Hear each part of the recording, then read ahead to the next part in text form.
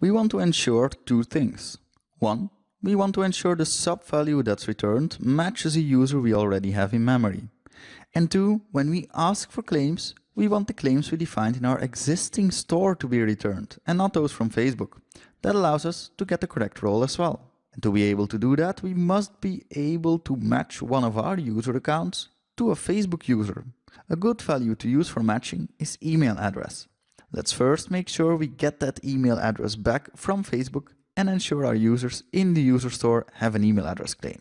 Let's start with the user store. Let's add an email address for me, one for Sven, and one for Tim. To get the email address back from Facebook, we have to ask for the email permission, so that scope is included in the access token. Within the configured additional identity providers method, and by adding the email scope to the scope collection on Facebook Out options, we can ask for an additional scope. Then we have to ensure we ask for that email address from the Graph API. And once we get it back, we add it to the list of claims. Of course, to be able to serialize the email address into our Facebook user class, we have to add that email field to the Facebook user class. And we no longer need a role, as we're going to use the role from our already existing users. So what we're going to do is use Facebook as an authentication mechanism and use the email address we get back from Facebook to match that to one of our existing users and then link them. Now about that linking, let's open the user class again. In the first demo, we noticed there was a list of user login on the user class.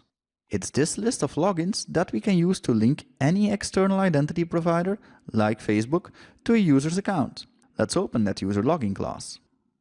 We've got three properties here. Subject, that's the user's subject, foreign key to subject on the user class. Login provider should contain an identifier of the external identity provider. In our case, that will be a Facebook string. And the provider key, well, that will have to contain the unique identifier of the user at the level of the external identity provider. In other words, my user ID from Facebook. So now we'll extend our custom user service. Let me re-enable it first, because we commented it out in the previous demo. That's in the startup class. So back to our custom user service, no longer using in-memory users. Let's open that custom user service. There was a method we can use for that, as we learned in the first demo, authenticate external async. This one's called whenever the user uses an external identity provider to authenticate. It allows the user service to map an external user to a local user. First, we'll have to check if this external provider is already linked to an account. Through the context, we get back the provider name. That's Facebook. We also get back the provider ID, and that's the ID of my Facebook account. When it is, we want to set the authenticate result used by identity server to continue with the flow to that existing user. The first parameter, that's the unique user identifier, the subject value. Mind you, this is the subject value from our user, not the ID from Facebook. The second one is the display name. That's the name you see in the black bar on top of the identity server application when you're logged in. Let's just set that to our given name. Next is the list of claims for this user.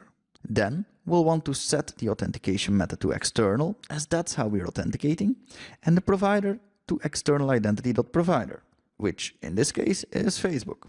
That's the value we'll see in the identity token as IDP or identity provider value. And then we can return and stop the execution from this method. If there's no existing link, we need to do a bit more work. We're matching on email address, so we need the email address returned from Facebook. If there is none, we return an error.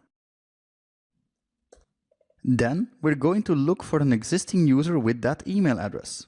If we don't find one, we return an error. If we find one, we register this external provider for this user account to ensure that the next time we want to log in with Facebook, we find a match. And then we create a new authentication result from that existing user, just as we did in the beginning of this method. And we return. Short side note, by doing this, we're trusting Facebook to have verified that email address which we're using to link to an existing account, which is what I see happening with most of the sites that use external logins. But if you wish, you could make an account inactive when linking an external login and send out an activation email with an activate link, only activating it again when a user clicks that link. That should be it. Let's set a few breakpoints and run this.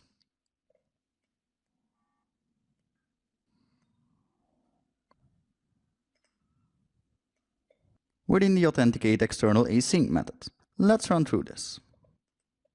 The first time we won't find an existing linked user.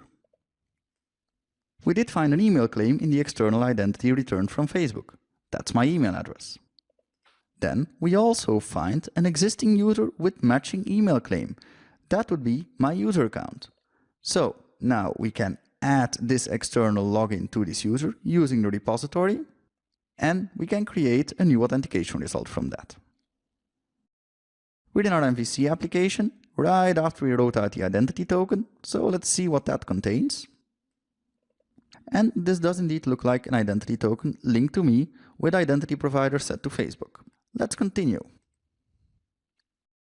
And indeed, we now see more trips. So contrary to the last time, this is now my user account from the user store linked to my Facebook account. Now let's log out and let's run that again. This time, an existing linked user is found. We've successfully linked Facebook as authentication provider to our existing account. And we're logged in again.